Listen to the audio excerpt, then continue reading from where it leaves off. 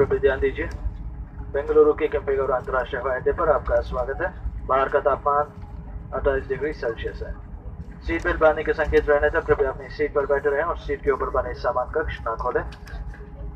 जिन यात्रियों ने पहले से व्हीलचेयर की बुकिंग कराई है उनसे अनुरोध है कि कृपया अपने स्थान पर ही बैठे रहें। सभी यात्रियों के विमान से उतरने के बाद आपको सहायता दी जाएगी।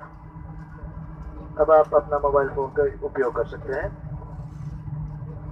विमान से उतरने से पहले कृपया अपना सारा सामान, मोबाइल फोन, चश्मा, किताब, कैरी बैग आदि ले जाना न भूलें। स्टार अलायंस के सदस्य एयर इंडिया को अपनी पसंदीदा एयरलाइन के रूप में चुनने पर कप्तान विक्रम मनोहर और क्रू आपके आभारी हैं। हमें विश्वास है कि भविष्य में भी आप हमें फिर से सेवा कर सकेंगे। धन्यवाद। May we have your attention, please? Welcome to Kempegowda International Airport at Bengaluru.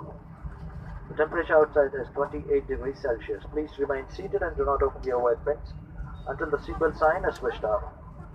Passengers